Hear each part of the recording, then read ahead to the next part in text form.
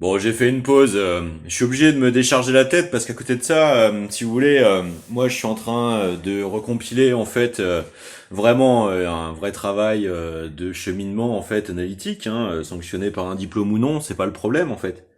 Le problème, c'est qu'actuellement, les gens regardent beaucoup de contenu sur le multimédia parce que ça a été grandement facilité et que justement, en fait, on a tendance à passer à côté de ce qui est réellement la véritable opportunité de la chose, c'est-à-dire pouvoir rencontrer des gens dont les cheminements intellectuels nous semblent avantageux ou permettent d'espérer constituer un réseau, d'avoir plus proche dans ses contacts des agglomérations de points de vue, d'autonomie de point de vue, de faisceaux, de compilation de compétences, etc., qui sont censés un petit peu régénérer l'immédiateté du lien social, la constitution d'une socialisation avantageuse, réciproque, mutuellement capacitante, etc., etc. Donc, si vous voulez, les statuts, les réflexes d'inféodation à des professionnels, de chercheurs de labo, de machin, vu comment si vous voulez, il y a une dynamique qui s'est opérée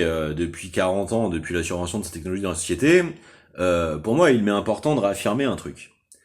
Il y a une distinction fondamentale entre le fait d'avoir des capacités de penser, de s'en servir et de fédérer autour de soi dans la constitution des socialisations qu'on fait, des socialisations de qualité par des gens qui peuvent rencontrer le fait de se porter estime, attention réciproquement par la sincérité qui du coup permet d'exposer leurs compétences parce que en face, ce qu'on a vu, c'est que le scandale, la médiamétrie, la nécessité d'utiliser et d'intensifier tous les facteurs de perversité pour capturer, pour arracher l'attention publique, qui vient de la promotion de la pub, qui était au début la promotion faite dans la télévision, qui a lentement dérivé du service public de la communication informationnelle d'État, des services d'État, à la privatisation qui a donné l'entertainment et la capture, la fascination fétichiste, etc.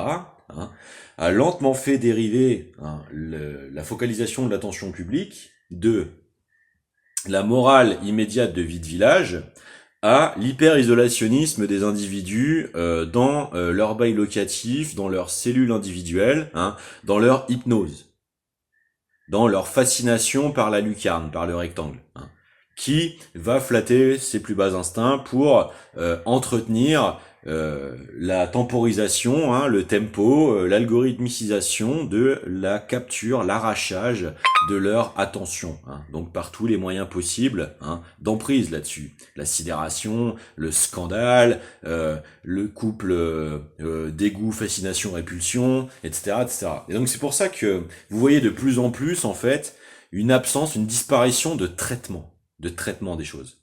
J'ai beaucoup de choses à répondre à Berkov sur ces dernières sorties parce qu'il y a énormément de choses qui vont pas, mais alors pas du tout quoi. Euh, je réponds par exemple au passage à Emma Beaujean, tu vois. Tu fais toute ta chronique, et puis à la fin, t'es quand même obligé de suivre, tu vois. Ce qui se passe dans ta chaîne, c'est que vous êtes vexé dans votre orgueil de petit statut bourgeois parce que j'ose vous répondre. Tu vois. Est-ce que tu vas réussir à le dire, en fait, que c'est pas la place du service public que d'essayer de violer toutes les lois constitutionnelles, des droits fondamentaux des citoyens français au sein de la République? Est-ce que tu vas être capable à un moment, soit de le dire, soit de t'empêcher de sombrer professionnellement dans cet écueil éthique et juridique? Si ça peut te conforter, je peux te parler du vide, en fait, de la chronique de GC avec Raphaël Quenard. Qu'est-ce qu'il y a d'autre qu'à part, à part ne rien apporter dans une case qui normalement est du service public, parler de lui pour essayer de gratter de la reconnaissance d'un artiste qui vient de faire Cannes. Raphaël Quenard, il arrive avec une proposition, un film, commencer à développer un discours, des réouvertures de la visibilité des classes dans sa carrière cinématographique, qui évolue après, qui continue d'essayer de revaloriser cette figuration de la résurgence, de la survention, de l'inspiration, peut-être pas du génie, mais au moins de l'inspiration populaire, voilà. Bon, il se travaille avec un Condor, il joue sur le surréalisme, le formel, il y a quelque chose, il y a une proposition, tu vois. GC, c'est quoi? Je veux dire, ok, GC est homosexuel, d'accord. Et alors?